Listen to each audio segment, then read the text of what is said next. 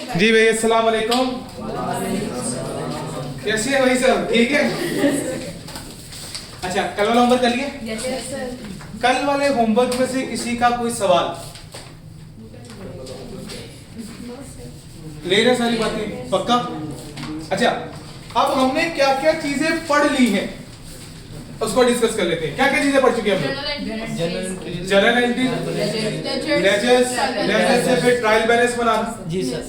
ठीक है ना। अब ट्रायल बैलेंस से हम क्या चीज सीखेंगे? फाइनेंशियल स्टेटमेंट्स डेवलप करना, यानी कि इनकम स्टेटमेंट और बैलेंस शीट बनाना सीखना है।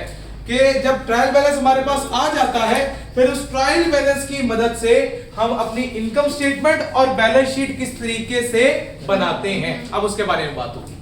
ठीक होगी बात?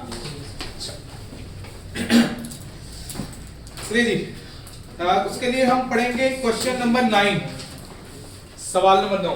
अच्छा, ये भी आपको दिख रहा होगा कि हम एक ही चैप्टर कर रहे हैं। हम एक चैप्टर नहीं कर रहे, बेसिकली मैं डिफरेंट चैप्टर्स में से डिफरेंट चीजें करा रहा हूं, लेकिन उसको एक सीक्वेंस से करा रहा हूं। ठीक है, तो बेसिकली जब तक हम ये चैप्टर समझ लो खत्म करेंगे, हमारे 2 से 3 चैप्टर ऑलमोस्ट मुकम्मल हो चुके होंगे। ठीक है ना। मैं किताब से नहीं चल रहा, बेसिकली किताब को फॉलो करता हुआ नहीं चल रहा। मैं आपको जिस तरह से चीजें सीखी जाती हैं तो थोड़ा उस तरीके से कि आसानी हो आपको सीखने में, कि भाई लिंक करके चीजें सारी आपको समझ आना शुरू हो। जैसे आपकी एमएस के लिए कहता है कि इस बुक को साइड पे रखो, तो हाँ। क्या हमने इसके लिए अकाउंटिंग की बुक को मतलब लेके चलना है साथ साथ? जी बेटा, अकाउंटिंग की बुक को इसलिए लेके चलना है, रीजन बता देता हूँ। यहाँ पे मैं कभी नहीं कहता आईटीए में कि किताब, क्यों मैं खुद कहता हूँ किताब जला दो। क्यों में होता है मेरी किताब जला के फेंक दो, किताब को इस्तेमाल नहीं करना क्लास के बाद भी। एक होता है ना क्लास में ना इस्तेमाल करना, क्यों मैं साफ कहता हूँ क्लास के बाद भी इस्तेमाल नहीं करना, उसको जला के फेंक दो। कुछ नहीं करना वहां से। क्यूएम में मैं कभी नहीं कहता, क्यूएम में नहीं करना, सीधा साफ कह रहा हूं नहीं करना। ठीक है, लेकिन आईटीए में कह रहा हूं भाई किताब भी पढ़नी है, किताब के एमसीक्यूज भी करने हैं। क्यों? रीजन क्या है? हम न्यूमेरिकल तो पढ़ ही नहीं, ठीक है, न्यूमेरिकली भी देखेंगे, हमने इसको थ्योरेटिकली भी देखना है। क्योंकि आईटीए के एग्जाम में अगर आपके 40 एमसीक्यूज हैं, टोटल 40 एमसीक्यूज आते हैं, 40 में से 30 एमसीक्यूज थ्योरेटिकल बेस्ड है, कॉन्सेप्ट बेस्ड। तो इसलिए किताब की रीडिंग मस्ट है। मैं जब किताब पे भी आऊंगा ना, तो मैं किताब में से कुछ लाइनें सीधी सीधी अंडरलाइन करूं, हो सकता है मैं अंडरलाइन नहीं कराऊं, मैं आपको सिर्फ जो जो चीजें जरूरी है उनमें से उनका स्टेप बना के एक नोट्स दे दूंगा आपको। ये भी कर सकते, ये भी हो जाए शायद। मैं भी काम कर रहा हूं इसके ऊपर, अगर हुआ तो मैं ये करूंगा कि मैं नोट्स की सूरत में दे दूंगा, फिर बेशक किताब ना पढ़, क्योंकि जो उसके अंदर से सारी चीजें इंपॉर्टेंट होगी वो निकाल लेंगे, हम एक्सट्रैक्ट कर लेंगे कि भाई ये चीजें जो है वो इंपॉर्टेंट है, ये लाजमी पढ़ के जानी है। ठीक है ना। तो कई दफा वो किताब की एज इट इज वर्डिंग उठा के दे देता है, इसलिए किताब इंपॉर्टेंट है। ये मैंने आईटीए में मैं कभी नहीं कहता किताब इंपॉर्टेंट नहीं है। ठीक है ना, ये मैंने क्यूएम के लिए बात रखी हुई है, और क्यूएम में मैं भी बोलता हूँ जला दो उसे, वो जला दी जाए। ठीक है, क्योंकि आईटीए देखो, तुम लोगों की अगर आईटीए अच्छी होगी, ये मेरी बात याद रखना, जब तक तुम्हारी बेसिक्स नहीं है अच्छी, तुम्हारी बेसिक स्ट्रॉन्ग नहीं है, तुम्हें आगे जाके मसला होगा। एफआर 1 नहीं समझ आएगी। क्यों? क्योंकि आपने भाई आईटीए की बेसिक सही तरह नहीं पढ़ी होगी। जब बेसिक सही तरह पढ़ी होगी तो फिर एफआर 1 तुम्हें समझ आना शुरू होगा। एफआर 1 सही तरह समझ आई होगी तो कॉस्ट समझ आएगी, कॉस्ट सही तरह समझ आएगी एफआर 2 समझ आएगी, एमएफए समझ आएगी। तो न्यूमेरिकल सब्जेक्ट्स को समझने के लिए ये सारी अकाउंटिंग बेस्ड पढ़े हैं। अगर ये अकाउंटिंग हमारी अच्छी ना हुई, बेसिक्स हमारी अच्छी ना हुई, तो आगे पूरा सीए खराब है। फिर क्या होता है? आधे से ज्यादा बच्चे छोड़ के चले जाते हैं। क्यों? उन्होंने आईटीए किस तरह किया होता है, और यार असाइनमेंट कर लेते हैं, मजाक नहीं कर, आईटीए पास भी हो जाता है, खाली असाइनमेंट करने से भी कई बच्चों के पास हो गए। क्यों? एमसीक्यूज है भाई, कुछ भी आ जाता है। लेकिन एक दफा आईटीए का पेपर तो जरूर पास हो जाएगा, लेकिन उसके बाद एफआर 1 कॉस्ट एफआर 2 ये भूल जाओ। अगर तुम्हारी बेसिक, क्योंकि वहां पे रिटर्न आ गया, वहां पे सारी चीजें मैं इतनी बेसिक से क्यों लेके चल रहा हूं? रीजन क्या है कि आपको एक एक चीज पता होनी चाहिए। कोई ऐसी चीज ना हो जो आपको नहीं पता, नॉलेज में नहीं है आपके, क्योंकि अगर नॉलेज में नहीं होगी तो आगे जाके तंग करेगी। तो जब तंग करेगी तो फिर क्या? तो उसमें क्या होता है, आधे लोग डिसाइड होते हैं क्योंकि पहले अटेम्प्ट होते हैं। सबसे बड़ी बात याद रखो, कैफ में आपकी पहली अटेम्प्ट सबसे इंपॉर्टेंट अटेम्प्ट है। क्यों? अगर उसमें आपका पेपर पास हो जाता है वो आपको एक मोराल आई होता है, आपका बूस्ट हो जाते हो आप। लेकिन अगर पहली दफा फेल हो जाए ना तो उसको फिर दोबारा पढ़ना अजाब बन जाता है, और फिर हमारा वो कभी भी उस तरीके से पढ़ने का तरीका नहीं बन पाता, फ्लो नहीं बनता उसमें से। वो फिर कई बच्चों का 3-4 अटेम्प्ट जाके बाद फ्लो बनता है, मजाक नहीं कर रहा, ये हिस्ट्री है। तो अगर इसलिए एक बात करो बार बार कि अपने कॉन्सेप्ट्स कहीं भी लूज नहीं करने, कहीं भी रट्टा लगाने की कोशिश नहीं करनी, एक एक चीज को हमने बाय कॉन्सेप्ट करना है। कल भी जब हमने एंट्रीज की बार बार मैंने कॉन्सेप्ट्स को रिपीट किया, क्यों किया? रीजन कि आपके कॉन्सेप्ट्स आपके दिमाग में बैठे पक्के हो। अब मैं इतने सारे सवाल नहीं करा सकता, अगर ये ओरिजिनल बैच होता, मतलब एक प्रॉपर बैच होता 3 महीने का 4 महीने का, ठीक है, तो मैं हो सकता है ये डबल एंट्री वाले सवाल है, ट्रायल बैलेंस वाले सवाल है, मैं क्लास में को 12 से 15 सवाल करवाता हूँ, बार बार एक ही चीज रिपीट, बार बार एक ही। क्यों? रीजन क्या है कि भाई ये चीज आपके दिमाग में घर करते हैं कि भाई ये क्या होता है, ठीक है। अब हमारे पास इतना वक्त नहीं है, हमारे पास है सिर्फ 1 महीना, उस मतलब 1 महीना भी कह लो पूरा नहीं है हमारे पास, क्योंकि इस दफा पेपर थोड़े अर्ली है, ठीक है, तो हमारे पास 1 महीना भी पूरा नहीं है। तो इसलिए मैं इस चीज कोशिश कर रहा हूँ कि आप बाकी आपको होमवर्क दे दूं ताकि आपकी प्रैक्टिस फिर भी हो जाए। ज्यादा नहीं दे रहा, 3 सवाल 4 सवाल दे रहा हूँ इसलिए ताकि आप लोग भी कर सको, कोई मुश्किल भी ना आए और हमारा पेपर भी टाइमली हो जाए। ठीक होगी ना बात? तो हमने इस चीज को फॉलो अप करते हुए चल रहे हैं, क्लियर? तो अब हम आगे क्या चीज सीखने लगेंगे कि ट्रायल बैलेंस बन जाता है, ट्रायल बैलेंस तक मैं पहुंच जाता हूं, तो ट्रायल बैलेंस से आगे मैंने इनकम स्टेटमेंट और बैलेंस शीट किस तरह बनानी है। अब इनकम स्टेटमेंट का दोहरा, एक तो इनकम स्टेटमेंट बोल देते हैं उसको, या उसको प्रॉफिट एंड लॉस अकाउंट भी बोला जाता है। क्या बोला जाता है? Profit and loss. Profit and loss account कह दो या इनकम स्टेटमेंट कह दो, बात एक ही है, ठीक है। और इसी तरह आगे क्या होता है, उसके बाद होती है बैलेंस शीट। बैलेंस शीट भी बनती है, ठीक है जी। फाइनेंशियल स्टेटमेंट बाद उसी की बात करेंगे, financial statements. Sir income statement का second entry profit and loss account. Financial statements में क्या क्या आता है? नंबर 1 इनकम स्टेटमेंट, इसको क्या बोलते हैं? Profit and loss account. Profit and loss account भी बोला जाता है, ठीक है। सेकंड क्या होता है हमारे पास इसके अंदर? Balance sheet. सेकंड क्या होती है इसके अंदर? Balance sheet. Third statement of changes in equity.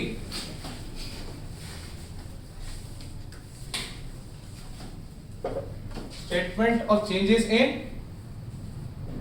Equity. Number 4 आपके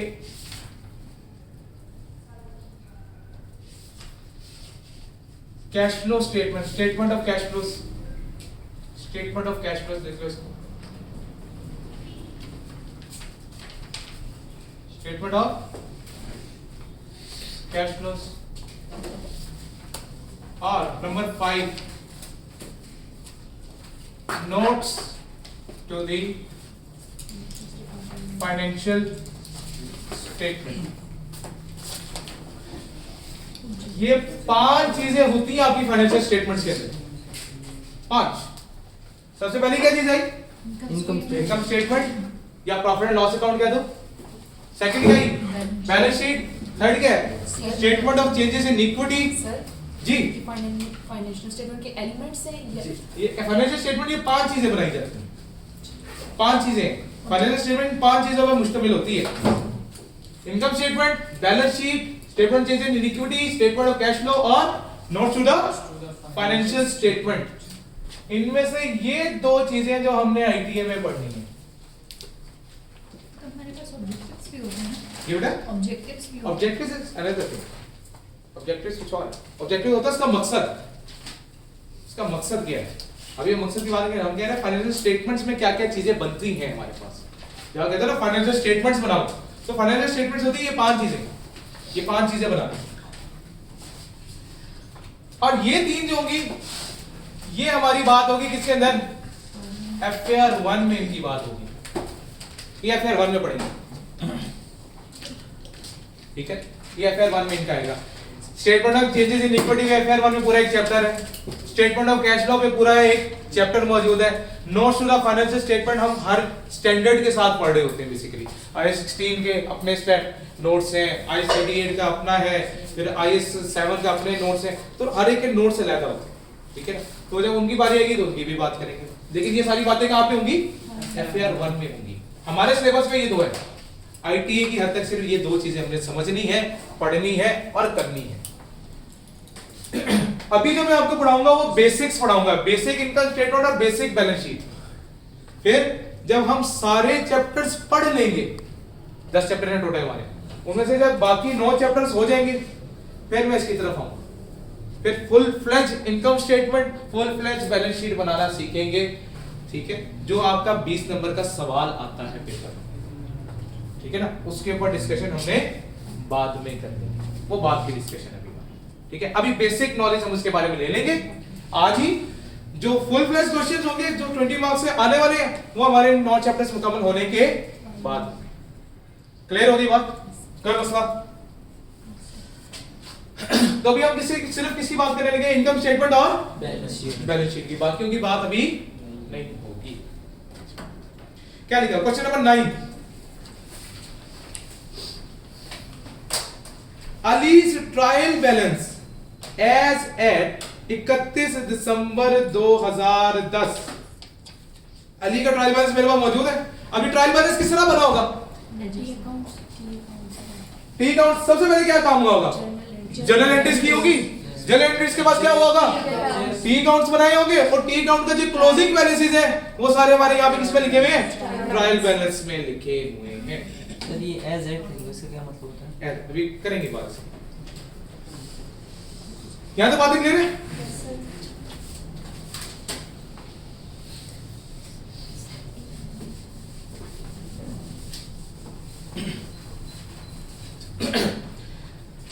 सबसे पहले हमने क्या बात की, प्रिपेयर इनकम स्टेटमेंट। अब जब भी इनकम स्टेटमेंट बनानी है तो इनकम स्टेटमेंट बनाने का एक फॉर्मेट है, आपने उस फॉर्मेट को फॉलो करना है। वो क्या है, सबसे पहले कंपनी का नाम लिखा जाएगा।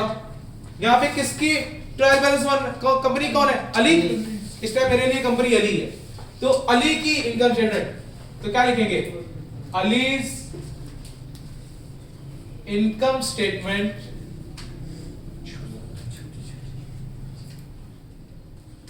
अलीज इनकम स्टेटमेंट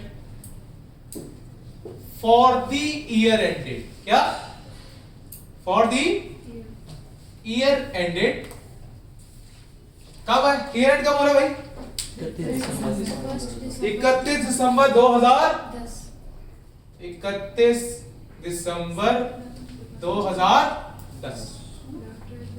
ये लेफ्ट कॉर्नर में लिखना है पेज के, कुछ लोग लेफ्ट पे लिखते हैं, कुछ लोग सेंटर में लिखते हैं, दोनों एक्सेप्टेबल है। लेफ्ट में भी लिखा जा सकता है, सेंटर में भी लिखा जा सकता है, बस राइट पे नहीं लिख सकते। तो वो क्या मार्जिन लाइन वगैरह नहीं, हमें यहाँ पे कोई स्केल वगैरह नहीं यूज करना, प्रेजेंटेशन नहीं है हमारी। नहीं, वो पेपर की शीट क्या, हाँ FAR 1 में लिख लो, यहाँ पे लिख लो, यहाँ पे लिखो, यहाँ सेंटर में लिखना सेंटर में लिखो, दैट इज योर चॉइस, कोई मसला नहीं है, दोनों गलत नहीं है। सर जरूरी है कि मतलब जो हमने पिछले क्वेश्चन किए थे ना, तो उसमें हम लोग जो था कि जो हम लोग क्लोजिंग करा था तो वो हमारे पास मंथली वो था, वो मंथली था। तो अब इसमें जरूरी है कि ट्रायल बैलेंस ये वो हमने ईयर एंड भी बनाना है। नहीं हो सकता है वो मंथ वाइज कहते हैं, लेकिन मंथ वाइज आमतौर पे कहता नहीं है, वो अभी बेसिक नॉलेज ले रहे हैं ना, तो उसमें बेसिक अभी मैंने बातें की हैं। अभी जब ऐसा जाते जाएंगे तो फिर मैं आपको बताऊंगा क्या क्या चेंजेस आनी है इसके अंदर भी। अभी बाय द टाइम जब हम आखिरी दिन तक पहुंचेंगे इंशाल्लाह हमारी एक एक चीज मुकम्मल हो चुकी होगी, ठीक है, क्योंकि एक चीज एक साथ सारी चीजें नहीं करनी ना हमने, वो फिर क्या हो जाता है, मिक्सअप हो जाता है। तो फॉर्मेट ये रखना है, अलीज अगली लाइन में इनकम स्टेटमेंट, उससे अगली लाइन में for the year ended date, उसकी डेट।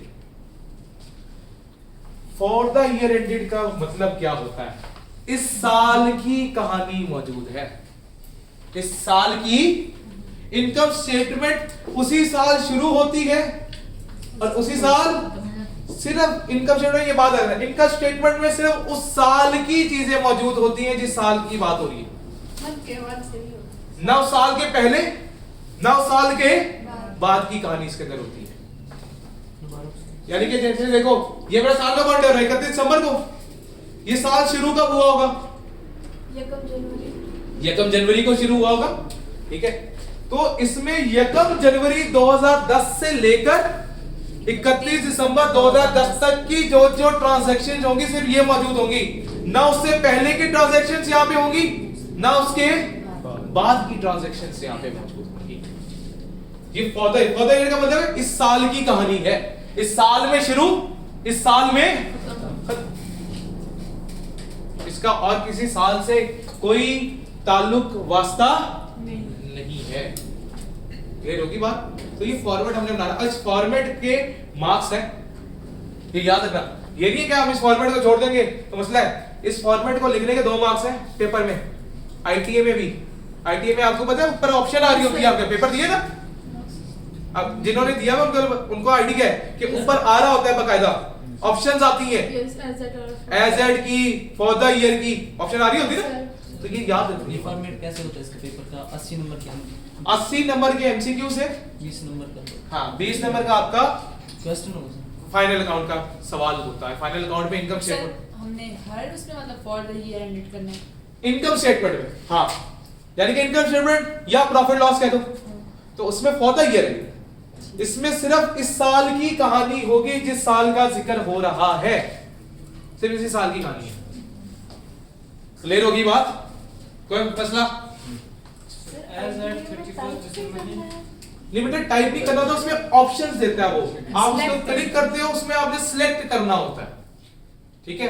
जो 40 के अलावा जो हाँ 40 के अलावा जो आपका फाइनल अकाउंट है उसमें भी सिलेक्शन ऑप्शन होती है। वर्किंग की भी उसने बहुत सारी, अगर फॉर एग्जांपल सेल्स की वर्किंग है, सेल्स की वर्किंग के लिए भी उसने 4 ऑप्शन दिए होंगे कि इसमें से कौन सी वर्किंग ठीक है, ठीक है ना। जो पेपर दे चुके हैं उनको आइडिया है इस चीज का, ये हर वर्किंग के भी उसने ऑप्शन दिए होते हैं, उसमें वर्किंग आपने करनी नहीं है, उसे करके दी, लेकिन उसने पूछा इसमें कौन सी, जब तक खुद नहीं करोगे कैसे पता लगेगा कौन सी वर्किंग ठीक है। साथ में रात में सब तो तुक्के मारते हैं। बेटा तुक्का लग जाता है। बेटा तुक्का नहीं मारना होता ना, यही तो चीज है, वो तुक्के मारने जाते हो तो मेरे बेटा हौसला हौसला हौसला। क्लियर होगी बात? फिर जब इनकम स्टेटमेंट शुरू होती है, इनकम स्टेटमेंट में सिर्फ 2 चीजें आती हैं। हमने 5 एलिमेंट पढ़े थे, एलिमेंट ऑफ अकाउंटिंग 5 कौन कौन से? Income, expense, asset, liability, capital. Income statement में सिर्फ 2 उनमें से एलिमेंट्स आएंगे, कौन कौन से? इनकम और एक्सपेंसेस। यहाँ पे सिर्फ क्या आएंगे? इनकम और इनकम क्या है? कमाई।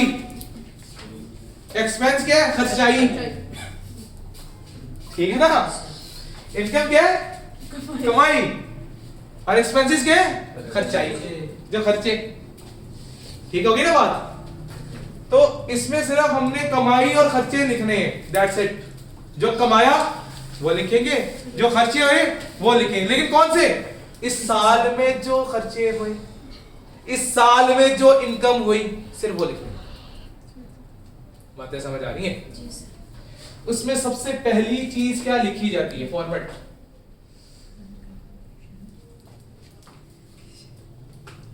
सबसे पहले हमारे पास आता है रेवेन्यू। सबसे पहले क्या चीज आती है? रेवेन्यू को हम सेल्स भी बोलते हैं। रेवेन्यू कह दो या सेल्स कह दो। सबसे पहले हमने वो लिखने कि भाई हमने कितने रुपए की कोई चीजें बेची, 26 लाख में। तो सेल्स हुई है। Yes sir. कितने की? 26 लाख में। अच्छा, अब 26। अब यहाँ पे आपको नजर आ रहा होगा हर एक में बड़ी बड़ी वैल्यूज लिखी हुई है। Yes. हम यहाँ पे क्या करते हैं? 3 zeros कॉमन ले लेते हैं। अगर जब 3 zeros कॉमन लेंगे तो वो बताना पड़ेगा उसे कैसे कि भाई ये सारी फिगर्स जो है वो 3 0 कॉमन लेके लिखी गई है। पेपर में भी सर। बेटा पेपर में नहीं, रिटर्न जब एफआईआर रन में होगे तब। हाँ अच्छा तब ठीक है। ठीक है, ठीक क्योंकि मैं यहाँ पे बातें मुकम्मल कर रहा हूँ, ठीक है ना। ठीक है सर। हम बातें यहाँ पे तकरीबन सारी मुकम्मल ही करेंगे इंशाल्लाह। जब आगे अपने डेप्रिसिएशन का भी जब चैप्टर पढ़ना है तो वो भी मैंने उस तरीके से थोड़ा सा पढ़ाना है कि जब आप एफआईआर 1 में आओ तो आपको पता हो यार ये बातें वहीं से चलती हुई आ रही सेम। सेम उसी फॉर्मेट में हम चीजें पढ़ रहे होंगे जो हमने FR 1 में करना है। वैसे ये आपने जैसे सेल लिखा है मतलब जी बेटा, ये तरतीब में लिखेंगे या जी बेटा, ये तरतीब इसी तरह बनेगी। अच्छा जो चीज मैं जिस तरह लिख रहा हूं ये फॉर्मेट है इसका, अच्छा it is the format of the question और ये इसी तरह चलेगा। सबसे पहले क्या आएगा? Sales sales. सेल्स कितनी है भाई? 2690 की। अब 2690 लिखेंगे क्योंकि 30 से कॉमन चलेगा ना ऊपर, तो क्या लिखा जाएगा? 2690। सर ये जो जिस साइड पे उसी साइड पे लिखेंगे अगर ये नहीं नहीं नहीं नहीं, ये नहीं बात है। यहाँ पे हमने ग्रैंड टोटल्स लिखने हैं, अगर कोई सब वर्किंग होगी तो वो इधर आया करेगी, मतलब सर वो अभी बात करेंगे इसके बारे में, आ रही है भी बात है। फिर क्या आएगा? लेस। इसके बाद क्या होगा? Less cost of sales. Cost of sales कह लें या इसको कॉस्ट ऑफ गुड्स सोल्ड भी लिखा जाता है। कॉस्ट ऑफ सेल्स कह लो या कॉस्ट ऑफ गुड्स सोल्ड कह दो, बात एक ही है। ठीक होगी बात? Cost of sales, cost of sales में सबसे पहली चीज क्या आती है? ओपनिंग स्टॉक या ओपनिंग इन्वेंट्री। ओपनिंग स्टॉक भी बोलते हैं इसको या ओपनिंग इन्वेंट्री भी बोला जाता है। ठीक है, ओपनिंग स्टॉक कोई गिवन नजर आ रहा है फिलहाल मेरे सवाल में? फिलहाल मेरे सवाल में मुझे कहीं नजर नहीं आ रहा, तो लिहाजा मैं इसको यहाँ पे कुछ भी नहीं लिखूंगा। ये कॉस्ट ऑफ सेल्स का अंदर है ना? जी बेटा, ये कॉस्ट ऑफ सेल्स की भी वर्किंग, अब ये देखो ना कॉस्ट ऑफ सेल्स की वर्किंग करने लगो, ये सब वर्किंग है किस्म की, तो ये मैं अंदर वाले कॉलम में करने लगा, बाहर वाले कॉलम में नहीं करा। ठीक है, अच्छा अब पहला वाली चीज, what is cost of sales? पहले इसको भी समझ लेते हैं ना कि कॉस्ट ऑफ सेल्स होता क्या है। कॉस्ट ऑफ सेल्स होता है जो चीज मैंने बेची उसकी कॉस्ट क्या थी। कॉस्ट ऑफ सेल्स क्या है? जो चीज मैंने बेची है उसकी कॉस्ट क्या है। ठीक है, तो जो चीज मेरे पास पहले से पड़ी होगी एक तो वो आ जाएगी, प्लस इसके अंदर क्या होगी? परचेजेस। क्या होंगी? परचेजेस या प्रोडक्शन। अगर मेरा जो मेरी बिजनेस है वो प्रोडक्शन करती है तो फिर क्या होगा? प्रोडक्शन में कर रहा होगा तो परचेजेस की जगह कौन ले लेगा? प्रोडक्शन ले लेगा। लेकिन अगर मैं क्या कर रहा हूं? ट्रेडिंग बिजनेस कर रहा हूं तो फिर क्या होगा? ट्रेडिंग बिजनेस में क्या होता है? हम चीज पीछे से खरीदते हैं और आगे सेल कर देते हैं। मैं खुद ही बना रहा हूं, तो या तो परचेजेस आ सकता है यहाँ पे या प्रोडक्शन आ सकता है। ठीक है ना, या परचेजेस है या प्रोडक्शन आएगा यहाँ पे। जी जो सेल्स रिटर्न्स आती हैं वो इसमें से सेल्स में से माइनस होंगे। जी बेटा, वो सेल्स में से माइनस होती है, बिल्कुल होती है। ये हमारे पास सेल्स रिटर्न्स हैं, हमने माइनस सेल रिटर्न है, ओके ठीक है बेटा। फिर सेल्स रिटर्न यहाँ डाल देते हैं। सेल्स रिटर्न, अगर सेल्स रिटर्न है तो डाल दे, मैंने देखा नहीं था। Okay, sales return, sales return क्या करते हैं? सेल्स का रिवर्सल है। यस, डेबिट हो जाएगा 220 या फिर मैं इसको सब वर्किंग में ले गया। सेल्स कितने की थी? 2690 की थी।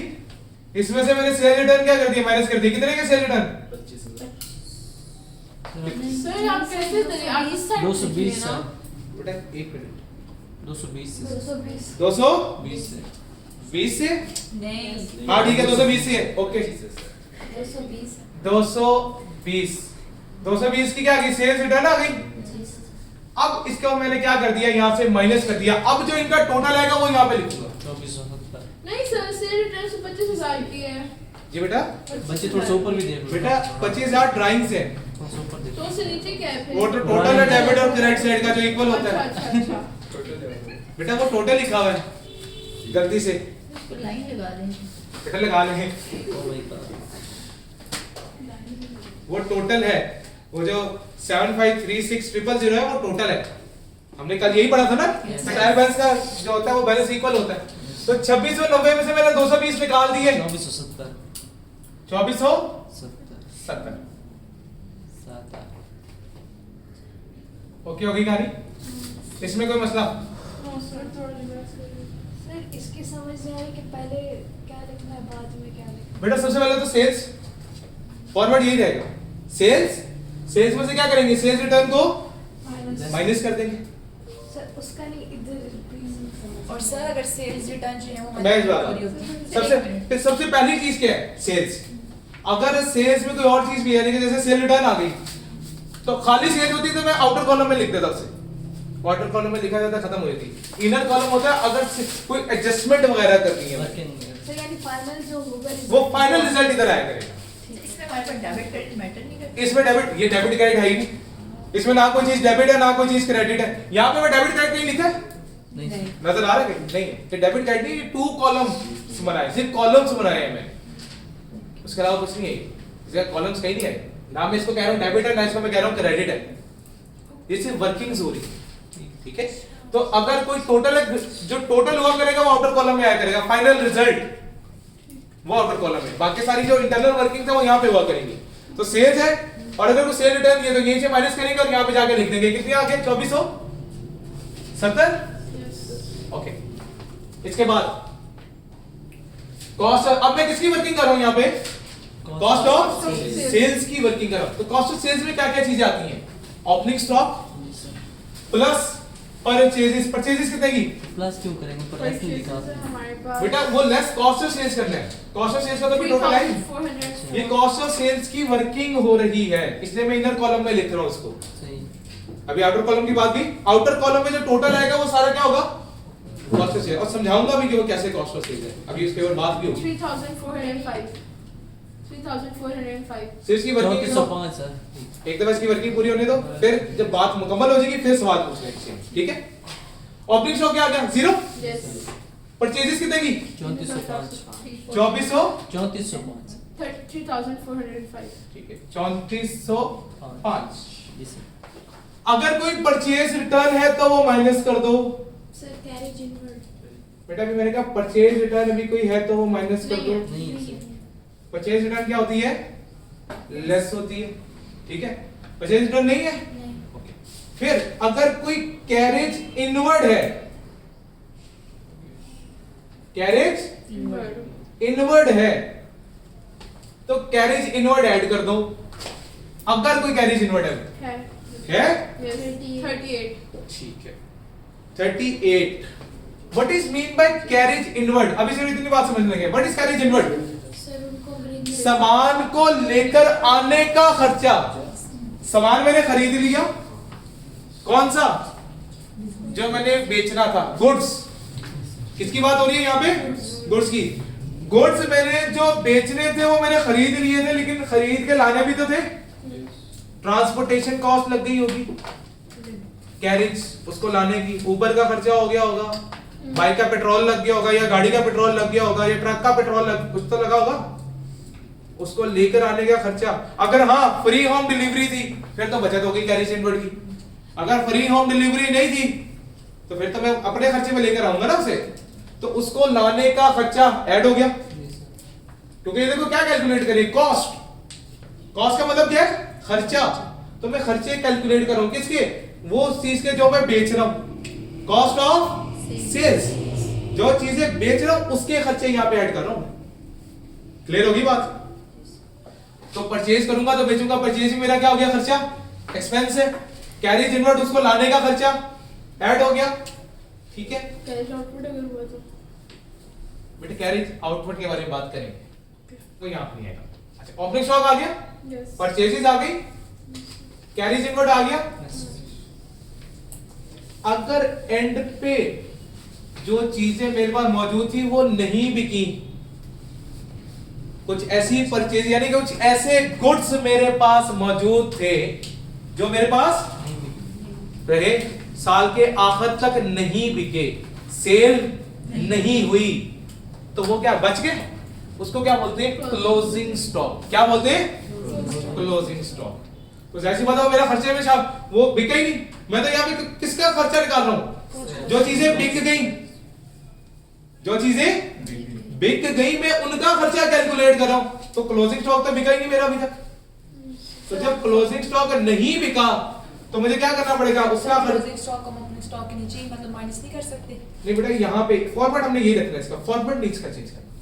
इसमें इसलिए बता रहा हूँ इसका फॉर्मेट नहीं चेंज होना चाहिए एकदम से। इनकम स्टेटमेंट कई जगह मैं आपको बताऊंगा जहां पे फॉर्मेट आपने बिल्कुल सेम रखना है, फॉर्मेट को आगे पीछे नहीं करते वहां। अच्छा सर, जैसे परचेज इन टर्न मतलब नहीं था पेपर इसमें, तो इधर लिखेंगे लाजमी? नहीं लिखना जरूरी नहीं है, मैं भी अभी तो मैं समझा रहा हूँ ना, मैं तो एक एक चीज समझा रही है अभी। अगर नहीं लिखा परचेज रिटर्न आप छोड़ दो, आपने नहीं लिखना, पेपर में नहीं लिखना, ये मैं अभी बता रहा हूँ, क्योंकि अभी तो हम एक ही सवाल से सारे सवाल कर रहे हैं ना अभी तो, क्योंकि हमारे पास इतना वक्त नहीं है, इतना टाइम नहीं है। सही। ये बेसिकली क्रैश कोर्स है, फुल फ्लैश कोर्स तो नहीं है ना कि इधर मैं सवाल एक सवाल करवाता जाऊंगा, बहुत सारे सवाल तो मैं भी नहीं करवा सकता यहाँ पे, पॉसिबल नहीं है। तो जितनी पॉसिबिलिटीज है उसमें मेरी कोशिश होगी कि तकरीबन सारे कॉन्सेप्ट आपसे डिस्कस हो जाए एटलीस्ट, ठीक है ना, डिस्कस तो होना, आपको पता तो हो कि भाई ये चीज है इसके अंदर। क्लोजिंग स्टॉक ऐसी चीजें जो मेरे पास सेल नहीं हुई, वो मुझे ऑब्वियस सी बात है यहां से माइनस करना पड़ेगा। क्लोजिंग स्टॉक भी दिया, क्लोजिंग स्टॉक कोई भी मौजूद नहीं है, तो वो भी यहाँ पे फिलहाल कुछ नहीं आएगा। अगर होता तो यहां से मैं क्या करता, उसको माइनस करता, क्या करता, माइनस करता। सर परचेज भी माइनस कर लिया। Purchase in turn. बेटा परचेज रिटर्न पहला ओपनिंग स्टॉक था, फिर परचेजेस थी, फिर परचेज रिटर्न था, फिर कैरेज इनवर्ट था, फिर क्लोजिंग स्टॉक। सर इसकी जब कैलकुलेशन करेंगे जी बेटा। तो एज इट इज लिखेंगे या पहले परचेज में से परचेज रिटर्न माइनस करेंगे? नहीं बेटा, ये पूरी ये जो 1 2 3 4 5 इनको 5 को एक साथ करना है, ओके ठीक है। अगर एक चीज और लास्ट, एक होता है सैलरीज, एक होता है वेजेस, ठीक है। एक क्या होता है सैलरीज और एक क्या होता है वेजेस। अगर सैलरीज और वेजेस एक साथ लिखा जाए तब नहीं, अगर खाली वेजेस लिखा है, वेजेस क्या होती है, उजरत, मजदूरी, ठीक है ना, वो अकॉर्डिंग टू द एक्टिविटी मिलती है, जितना काम करोगे उतनी मजदूरी मिलेगी, दिहाड़ीदार मजदूर जैसे होता है, डेली बेस। ठीक है, डेली बेस पे। तो अगर तो वेजेस हैं, ठीक है, अगर तो वेजेस है तो वेजेस यहां पे लिखी जाएंगी, लेकिन अगर सैलरीज एंड वेजेस होगा तो यहां पे नहीं लिखा जाएगा ना, सैलरी यहां पे लिखी जाती है, अगर सैलरी से वेजेस अलग अलग हो तो वेजेस इधर आएंगी, सैलरीज दूसरी जगह जाएंगी। और वेजेस को हम कॉस्ट ऑफ सेल्स का हिस्सा बनाते हैं, वेजेस तो हमारे पास एक्सपेंस होता है ना, तो ये भी एक्सपेंसेस है सारे। कॉस्ट का मतलब क्या है, खर्चा इज एन एक्सपेंस है, ये भी एक्सपेंस। फर्क क्या है, अगर मैं कॉस्ट की टर्म में बात कर लूं ना थोड़ी सी, तो ये डायरेक्ट एक्सपेंस है, और इसके बाद जो खर्चे मैं लिखूंगा वो इनडायरेक्ट एक्सपेंसेस होंगे। ये आपके चैप्टर 8 में भी आएगा इसका जिक्र भी, हम चैप्टर 8 पढ़ेंगे आईटीए में, वो इसी के ऊपर है। कुछ होते हैं डायरेक्ट कॉस्ट और कुछ होती है इनडायरेक्ट कॉस्ट। तो ये समझ लो ये डायरेक्ट खर्चे हैं तुम्हारे, तो डायरेक्ट कॉस्ट सारी यहाँ पे आती है। और अगर सर सैलरीज और वेजेस में साथ लिखे तो हमें बिल्कुल उसको लिखना ही नहीं है। जी बेटा, हाँ सैलरीज यहाँ पे नहीं आती, सैलरीज इनडायरेक्ट एक्सपेंसेस का हिस्सा है, सैलरीज क्या है, इनडायरेक्ट एक्सपेंसेस का हिस्सा है। तो ये ऐड हो गया, ठीक है, ये भी ऐड हो गया, ये माइनस हो गया, ये भी ऐड हो गया, ये माइनस हो गया, और ये भी ऐड हो गया। तो जो इनका टोटल आएगा वो मैं यहां पर लिखूंगा, वो क्या, इनका टोटल क्या गिराएगा, कॉस्ट ऑफ सेल्स। इनका टोटल क्या है, cost of cost of sales. वो वाली चीजें जो मेरी बिक गई, लाइक फॉर एग्जांपल वैसे एक बात कर लेता हूं, मेरे पास ओपनिंग स्टॉक था 500 यूनिट्स का, मेरे पास पहले से पड़ा था, पिछले साल से चला आ रहा था, ठीक है, पिछले साल से मेरे पास कितने यूनिट्स चले आ रहे थे, 500। इस साल मैंने कितने नए यूनिट्स खरीदे, मैंने 5000 यूनिट्स खरीद लिए, 5000 यूनिट्स खरीद लिए, और साल के दौरान टोटल यूनिट्स कितने हो गए मेरे पास है, 500 पहले के पड़े हुए थे, 5500 हो गए टोटल। इनमें से बिक कितने गए, यानी कि सेल्स कितने हो गए, 4500 यूनिट्स। दैट पे क्लोजिंग स्टॉक कितना बचेगा, 1000 का। तो देखो जैसे मैं 1000 माइनस करूंगा इसके अंदर से, सर दोबारा समझाएं। मेरे पास ओपनिंग स्टॉक कितने का पड़ा था, 500 का। नए कितने यूनिट्स खरीद के लेकर आया, टोटल कितने यूनिट्स हो गए मेरे पास, 5500 यूनिट्स हो गए। बिके कितने, 4500, 4500 यूनिट्स बिक गए। तो एंड पे कितने यूनिट्स बचे होंगे, 1000 यूनिट्स बचे। तो इसलिए वो क्लोजिंग यूनिट्स जो होते हैं मैं क्या कर देता हूं, माइनस, यानी कि इनका खर्चा जो होगा, फॉर एग्जांपल एक यूनिट 2 रुपए का है, ऐसी बात कर लेते हैं।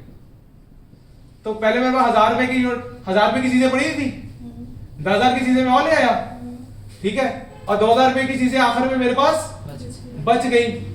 तो कितने रुपए की चीजें बिक गई? 1000 प्लस 10,000 11,000। 11,000 में से 2000 की चीजें मेरे पास पड़ी है, तो जो बिकी वो कितने की थी? 9,000 रुपए की थी। तो उसको क्या बोलते हैं? Cost of sales. वो चीजें जो मेरी सेल हुई उनका खर्चा कितना था, इसलिए मैंने ये क्लोजिंग स्टॉक क्या कर दिया? माइनस कर दिया, क्योंकि ये मेरे अभी तक बिका ही नहीं है। तो क्या ये उस कॉस्ट का हिस्सा होना चाहिए जो बिक गई है? नहीं होना चाहिए ना, इसलिए मैंने क्या कर दिया? इसको यहां से निकाल दिया, क्योंकि ये उनका हिस्सा नहीं है जो मेरी सेल्स हुई। मैं सिर्फ सेल्स हुई भी चीजों का खर्चा कैलकुलेट कर रहा हूं यहाँ पे। ठीक होगी ना बात? सिर्फ कौन से खर्चे कैलकुलेट कर रहा हूं? जो चीजें मेरी बिक गई। जो चीज मेरी बिकी नहीं उसके कॉस्ट फिर इसके अंदर आनी चाहिए, उसकी कॉस्ट यहाँ पे नहीं आती, इसलिए मैं वहां से क्या कर देता हूँ? माइनस कर देता हूँ। सर सेल रिटर्न भी तो हमने माइनस किया है ना? जी तो बेटा माइनस ही किया। सर वहाँ पर लेस नहीं लिखा।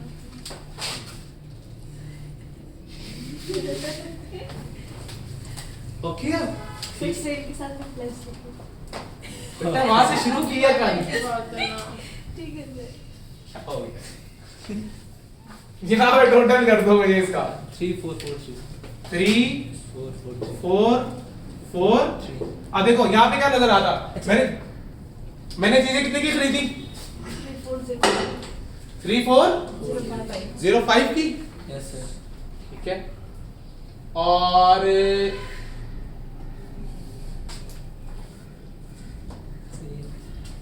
यहाँ पे स्टॉक कहीं भी नहीं लिखा हुआ। नहीं sir.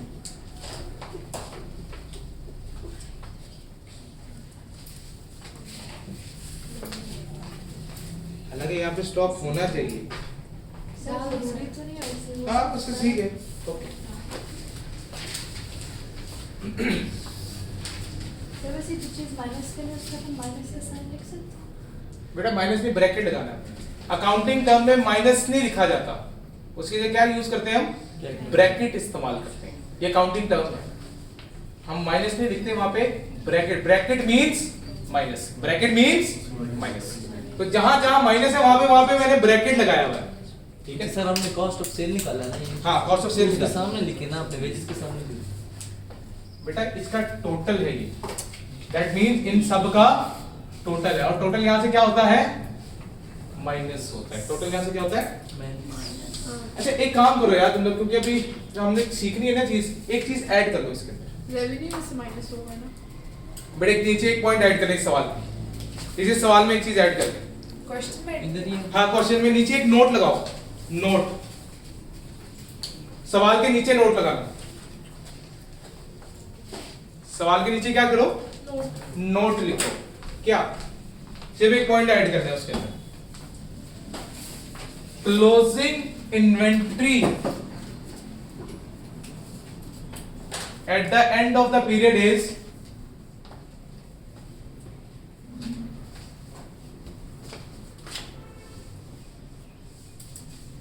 closing inventory at the end of the period is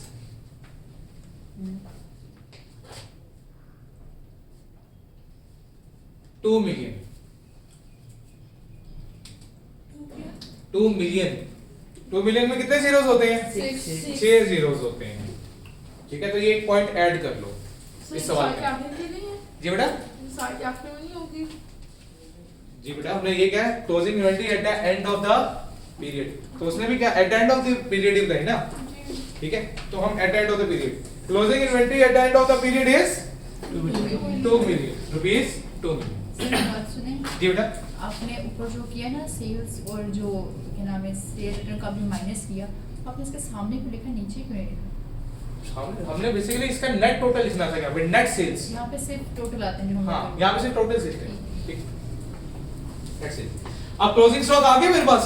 closing stock कितने का है? 2 million 2 million का। यहाँ पे कितना माइनस कर दूं? 2000 यहाँ पे क्या कर देंगे हम?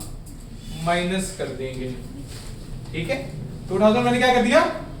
माइनस कर दिया। अब मुझे बताओ टोटल कितना? सर ये तो 1443 कितना? 1443 5000 कैसे माइनस करना है? इसे 1443 सर। 1443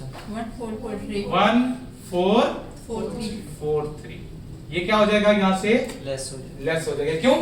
देखो कॉस्ट ऑफ सेल्स का टोटल कितना आ गया 1443, ये इसके साथ क्या लिखा हुआ लेस, क्योंकि ऐसी बात है अगर मुझे क्या निकालना है, अपना प्रॉफिट निकालना है, फायदा निकालना है, तो जितना मेरी जेब में आया होगा उस जेब में आने के लिए जो जो खर्चे हुए होंगे मुझे सारे माइनस करने होंगे। मतलब फॉर एग्जांपल एक मार्कर मैंने कितने का बेचा 80 रुपए का, अब इस 80 रुपए पे बेचने के लिए जो जो खर्चा किया मैंने वो माइनस करूंगा तो पता लगेगा ना फायदा हुआ या नुकसान, ठीक है ना। तो ये भी खर्चे कॉस्ट है ना, कॉस्ट मींस खर्चा। तो हमने क्या किया, सेल्स में से वो खर्चे माइनस कर दिए, तो जो बाकी बचा वो क्या कहलाएगा इस टाइम, ग्रॉस प्रॉफिट। क्या कहलाएगा, ग्रॉस प्रॉफिट। अगर तो पॉजिटिव आया तो प्रॉफिट है और अगर नेगेटिव आया तो लॉस। लॉस है। लेकिन अभी क्या आ रहा है, नेगेटिव। पॉजिटिव आ रहा है। 2470 में से 1443 माइनस कर दो, 1027 आपने लॉस क्यों लिखा साहब यहाँ पे? 1027 बेटा प्लस आया तो प्रॉफिट, ओके ओके ठीक है। माइनस आया तो लॉस। लॉस। 1027 1027, तो 1027 का मेरा क्या आ गया, प्रॉफिट। Gross profit. क्या आ गया, ग्रॉस प्रॉफिट। ये हमने माइनस क्यों किया 1043 1000 जबकि प्लस में आंसर इसका आ रहा था। ये बेटा ये तो इसका प्लस आ रहा था ना खर्चे। अब जो खर्चे सारे टोटल हो गए, प्रॉफिट निकालने के लिए खर्चों को क्या करना पड़ेगा, रेवेन्यू में से तो माइनस करेंगे ना। तो रेवेन्यू मेरे पास ये था, नेट रेवेन्यू ये था। नेट रेवेन्यू में से अगर मुझे प्रॉफिट चाहिए तो खर्चे मुझे क्या करने पड़ेंगे, तो देखो ऊपर क्या लिखा हुआ है यहाँ पे, कॉस्ट ऑफ सेल्स के साथ लेस कॉस्ट ऑफ सेल्स, ठीक है ना।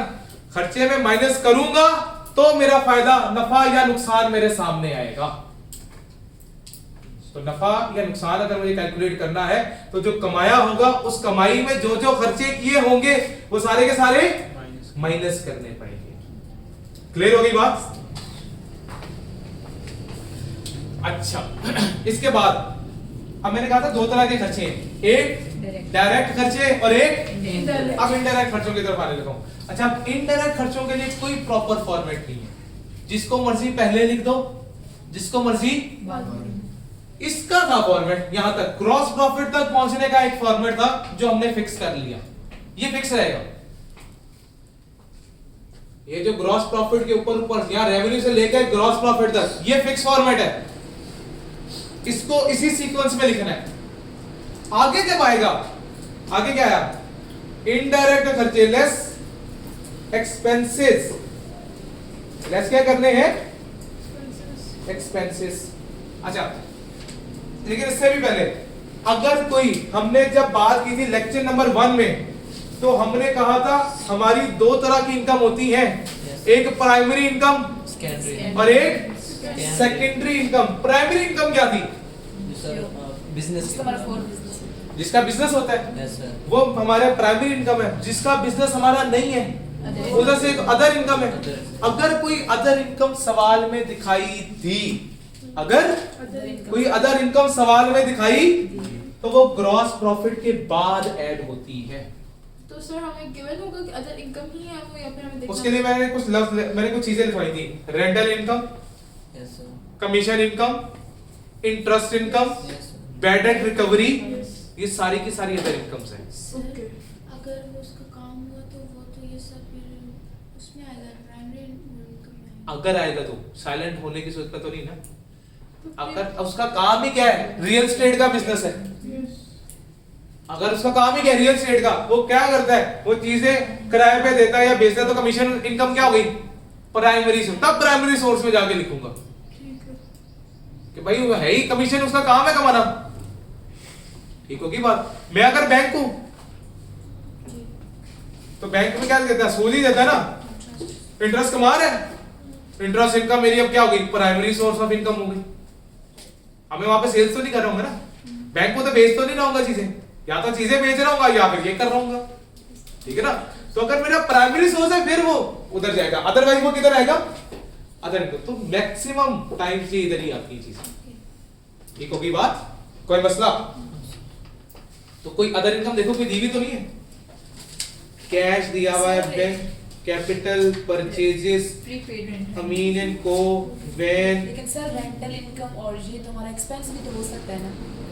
प्रीपेड रेंट, अच्छा carriage inward, sales return, drawings. लो जी, हमें उसने कोई भी अदर इनकम प्रोवाइड नहीं नहीं की। हमारे पास रेंट क्या है हमारा? आपने कहा रेंटल इनकम, रेंटल इनकम मैंने प्रीपेड रेंट कब कहा? है तो वो रेंट क्या है? हम रिसीव तो नहीं बेटा कर रहे, दे किसने रहे हैं। कहा?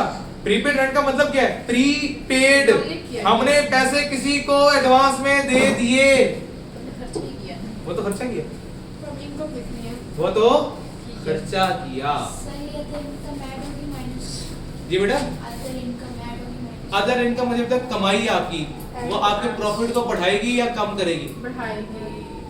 आपके फायदे को बढ़ाएगी या कम करेगी? बढ़ाएगी, तो ऐड करूं या माइनस करूं? है ऐड करके सर जो आपने अदर इनकम वाली बात की कुछ समझ नहीं। कोई बात नहीं, हम दोबारा बात रिपीट कर लेते। What is mean by other income? मतलब जिसका हमारा बिजनेस नहीं होता। Not a primary source, primary source नहीं है, अदर है, तो उधर से जो भी कमाई करूंगा। अब रेंट, मेरे पास जगह खाली पड़ी हुई है, मैंने किराए पे दे दी, मेरा किराए पे देने का काम तो नहीं है, कमा रहा हूँ लेकिन इनकम। मैंने किसी का घर किराए पे चढ़ा दिया, लेकिन मैं डीलर नहीं हूँ, कमाई होगी, कमीशन आया होगा, इनकम है। ठीक है, मेरे पास फालतू पैसा पड़ा हुआ था, बहुत पैसे वाला आदमी हूं मैं, ठीक है, मैंने जाके बैंक में पैसे जमा करा दिए, फालतू पड़ा हुआ था मेरे पास पैसा, बिखर रहा था, मैं कहा यार चल कुछ पैसे कमा लेते हैं इससे। अब मेरा काम बैंक में पैसे रखवाना तो नहीं है, मैं तो बिजनेस कर रहा हूँ, वहां से इनकम आई, इंटरेस्ट इनकम। ठीक है, मैंने किसी ने पैसा मैंने किसी को पैसा उधार पे दिया था, दोस्त था मेरा, उसको पैसा देके मैं दोस्त ने कहा दे दूंगा, बोल गए, 4 साल बाद उसे याद आया यार मेरे पैसे लेने थे, मैंने ये पैसे ले लिए, एकदम खुशी होती है, अदर इनकम। अच्छा कभी ये हुआ है वो सीजन, अब आपके वो सर्दी खत्म होती है तो सर्दी के कपड़े बांध के रख देते हो, फिर गर्मी आती है कपड़े खुलते हैं, फिर उन कपड़ों से पैसे निकलाते हैं अचानक से, खुशी मिलती है, खुशी मिलती है, अदर इनकम। सर लेकिन जो आपने बात बोली कि दोस्त ने मुझे पैसे लिए थे और उसने मुझे वापस कर दिए, तो उसने मुझे एक्स्ट्रा पैसे तो वापस नहीं किए ना, वो मेरे ही उसने उधार पे लिए हुए थे। मुझे पता था मेरा दोस्त मुझे पैसे नहीं दे रहा, 4 साल हो गए थे, 2 साल बाद तो मैं उसे खत्म कर चुका था, मैं भूल गया था, मैंने कहा भूल जाओ ये पैसे नहीं आते मुझे, वो अचानक से आ गए, लक्ष्मी आ गई। लक्ष्मी आ गई हमारे पास। सर ये घूमे हुए पैसे अगर मिले तो वो अदर इनकम में जाएंगे। हैं? घूमे हुए पैसे अगर मिलेंगे तो अदर इनकम में जाएंगे। घूमे हुए पैसे, हाँ वो भी अदर इनकम है। कम ब्रैकेट ठीक है,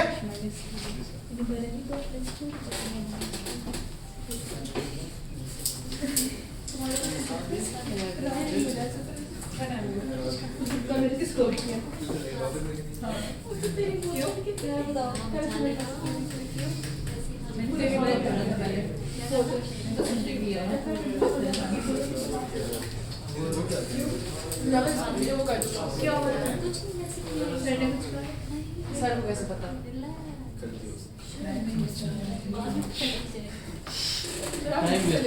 बैटरी अच्छा जी, तो कहानी क्लियर है, कोई मसला? तो मुझे इनकम को फिलहाल कोई नहीं दिखाई दी, तो मैं इनकम कोई भी नहीं लिख रहा। अच्छा, फिर हम आगे एक्सपेंसेस की तरफ। लेस क्या करेंगे हम? एक्सपेंसेस। लेस क्या करेंगे? एक्सपेंसेस। सर सिर्फ जो हमारे पास जो सेकेंडरी सोर्स की इनकम होगी उसको हम ग्रॉस प्रॉफिट और लॉस से पहले ऐड करेंगे। जी बेटा, जो हमारी मतलब अदर इनकम होगी ना, मतलब उसको हम इससे पहले ऐड करेंगे ग्रॉस प्रॉफिट के बाद। हाँ अदर इनकम, हाँ इससे पहले ऐड करेंगे, ग्रॉस प्रॉफिट के बाद करेंगे। सर पॉइंट लिख देना, जी बेटा, पॉइंट लिख देना। Add other other income. ठीक है, ऐड क्या कर देंगे? अदर इनकम ऐड कर देंगे, अगर कोई मौजूद होगी तो। सर वैसे आपने कहा था कि इसके बाद अगर हम आगे पीछे करें तो कोई इशू तो नहीं है ना? नहीं, अदर कोशिश करें, हाँ 2 जगह लिखा जा सकता है अदर इनकम को, लेकिन ज्यादातर टीचर्स जो है ना वो इसी के बाद ऐड कराते हैं। हाँ आप नेट प्रॉफिट के बाद भी ऐड कर सकते हो, मसला नहीं, लेकिन यहीं पे कर दो तो बेहतर है, क्योंकि मैक्सिमम टीचर्स यहीं पे करवा देते हैं अदर इनकम, ठीक है। तो इसलिए अदर इनकम यहाँ पे, अदर इनकम के लिए स्पेसिफिक नहीं है यहाँ पे, ठीक है, लेकिन ज्यादातर टीचर्स यहीं पे करवा देते हैं, तो इसको फिर यहीं पे रखो, ठीक है, मैं इसलिए बात कर रहा हूँ। अदर इनकम ऐड होगी, फिर उसके बाद लेस क्या करेंगे? एक्सपेंसेस। लेस क्या करेंगे? एक्सपेंसेस। कोई एक्सपेंसेस आपको नजर आ रहे हैं यहाँ पे? रेंट तो एक्सपेंस है क्या? प्रीपेड रेंट एक्सपेंस है? नहीं। प्रीपेड का मतलब क्या है? एडवांस पेमेंट, यानी कि वो तो आने वाले वक्त के लिए किया। मैंने इसके साथ क्या लिखा है? लफ्ज क्या लिखा हुआ है? For the year. For the year and, यानी कि हम सिर्फ इसके अंदर इस साल की इनकम, इस साल के खर्चे लिखेंगे, तो प्रीपेड रेंट तो इस साल से ताल्लुक ही नहीं रखता। लेकिन अगर हमारे पास 1 जनवरी से 31 दिसंबर तक का टाइम है तो उसके ड्यूरेशन अगर हमने कोई प्रीपेड रेंट किया नहीं, रेंट पे तो मैंने, प्रीपेड का मतलब ही क्या है? मैंने एडवांस पे किया किया तो उसी साल के अंदर नहीं, उस साल के अंदर पे क्या उस साल के लिए किया? नहीं, मैं कह रहा हूं इस साल के खर्चे पूरे साल के पे करने को नहीं। एक मिनट, हमने ये नहीं कहा कि जेब से कब दिए, वो खर्चे किस अरसे से ताल्लुक रखते थे। पे कभी भी कर सकते हैं, 2 चीजें होती हैं, एक होता है एक्रूअल बेसिस और एक होती है कैश बेसिस, ठीक है। हमने देखना है एक्रूस ने कब होना है, कैश कब गया ये नहीं देखना। अच्छा मतलब इसमें हम वो करेंगे जो हमने खर्चे कर लिए हैं, जो वो हाँ, जो खर्चे इस अरसे से एक्रू होते थे, ताल्लुक रखते थे। सर ये भी तो हो सकता है कि अगस्त में हम प्रीपेड कर दे रेंट सितंबर की। हाँ नहीं, जो हमारे साल का होगा उसके लिए फिर वो प्रीपेड तो नहीं लिखेगा ना। प्रीपेड का मतलब ही क्या होता है?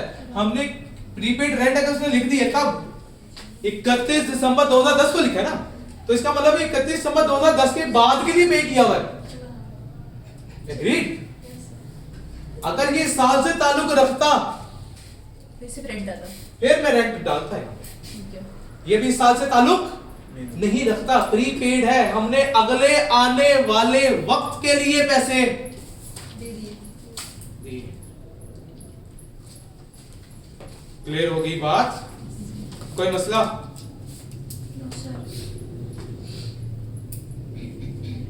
यहां तक आनी ओके? पक्का? तो इसका मतलब एक्सपेंसेस फिलहाल कुछ भी नहीं है, एक भी एक्सपेंस नहीं है मेरे पास, तो मैंने यहाँ पे कुछ भी माइनस नहीं किया। तो एंड पे जो बचा उसको क्या कहेंगे? Net profit. क्या कहेंगे? Net profit. नेट प्रॉफिट कितना आ गया? 1027। 1027।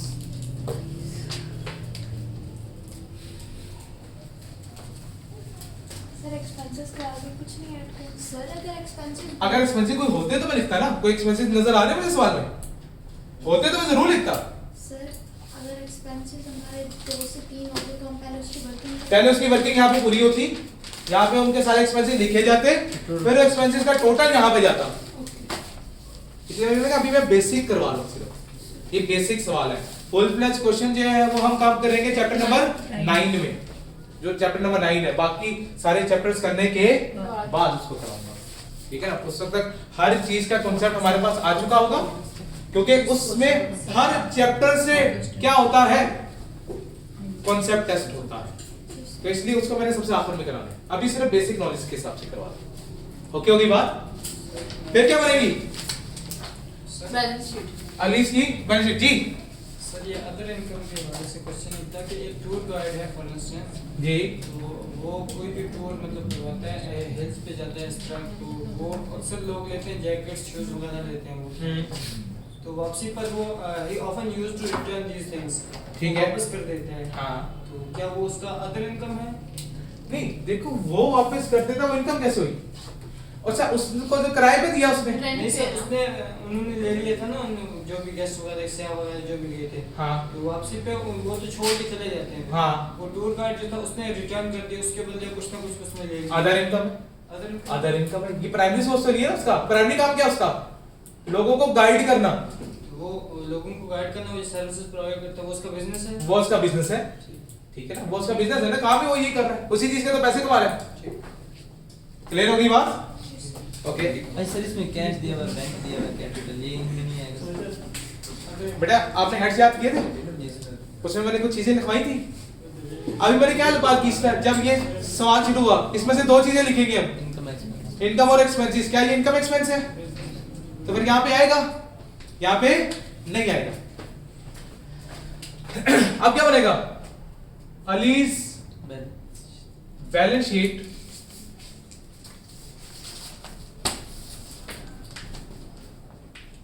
As at, sir balance sheet next page पे बनाते हैं। जी बेटा अगले पेज में बनेगी,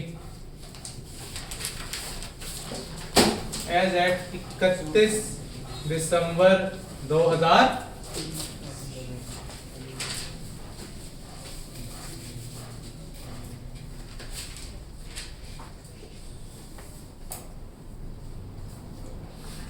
जी बैलेंस शीट के साथ क्या लफ्ज लिखा मैंने? As as at. Balance sheet के साथ क्या लफ्ज लिखा है? As that. उसके साथ क्या लिखा था?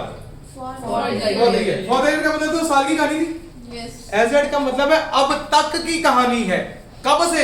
जब से ये कंपनी शुरू हुई थी, जब से कंपनी शुरू हुई थी तब से अब तक की कहानियां इसके अंदर मौजूद हैं। सिर्फ इस साल की कहानी नहीं है, पिछली कहानियां भी मौजूद है इसके अंदर। सर अगर 5 साल पुराना बिजनेस है तो 5 साल 5 साल से लेकर मतलब उसके पहले दिन से लेकर आज तक की जो जो चीजें उसके पास मौजूद हैं वो सारी चीजें इसके अंदर मौजूद होंगी। एज एट का मतलब क्या हुआ? जब से बिजनेस शुरू हुआ तब से अब तक, कौन सी डेट तक? 31 दिसंबर तक की सारी कहानियां मौजूद हैं जो उसके पास है। अच्छा सर ये ऑडिटर जाता है ऑडिट करने के लिए तो ये चीज चेक करता है। हाँ ये चीजें चेक कर रहा है, इनकम स्टेटमेंट सही बनी हुई है, बैलेंस शीट सही बनी हुई है, इसके अंदर कोई मिस स्टेटमेंट्स तो नहीं है, उसकी डिटेल्स में जाता है, ठीक है। अच्छा इनमें सबसे पहले क्या चीज आएगी? सबसे पहले लिखते हैं एसेट्स। सबसे पहले क्या लिखे जाते हैं? एसेट्स। एसेट्स क्या थे? जो मुझे इकोनॉमिक बेनिफिट प्रोवाइड करते हैं फ्यूचर में, यही था ना। अब एसेट्स को दो हिस्सों में डिवाइड किया गया, सर एक तो होता है नॉन करंट एसेट्स सर और ये क्या होता है? Current assets. अभी सबसे पहले क्या लिखेंगे? Non current asset. Non current assets कौन से होते हैं? साल से ज्यादा जो एक साल से ज्यादा अरसे तक चलते हैं, यस। ठीक है ना, उसको क्या बोलते हैं? Non-current. जी बेटा आप सवाल पूछने लगे थे कोई। सर जो मतलब ये इनकम स्टेटमेंट में हमने एक्सपेंस और इनकम वो की हाँ। और उसके बाद जो 3 बच जाएंगे वो हम बैलेंस शीट में करेंगे। हाँ ऐसे करेंगे। और हमारे पांचों एलिमेंट जो है वो कवर हो। इसके बाद क्या आ गया? नॉन करंट एसेट्स आ गए, ठीक होगी बात। नॉन करंट एसेट्स क्या? जो एक साल से ज्यादा अरसे तक मेरे पास चलेंगे। जी सर। बैंक चलो ढूंढ। कैश, कैश तो क्या है? करंट एसेट है। बैंक क्या है? Current asset. कैपिटल, तो वैसे ही कैपिटल का हिस्सा है, वो तो यहाँ पे आएगा ही नहीं, ठीक है। उसके बाद क्या आ गया? परचेजेस, परचेजेस तो लिखी गई। अमीन एंड को, अमीन एंड को क्या लिखा हुआ है? कम 2646000 क्रेडिट साइड पे। क्रेडिट साइड का मतलब किसी का नाम आ गया और वो क्रेडिट साइड पे लिखा गया है, इसका मतलब है वो मेरी क्या है? लायबिलिटीज को मैंने पैसे देने हैं, यस सर। उसको मैंने पैसे क्योंकि क्रेडिट साइड पे लिखा हुआ ना पेबल।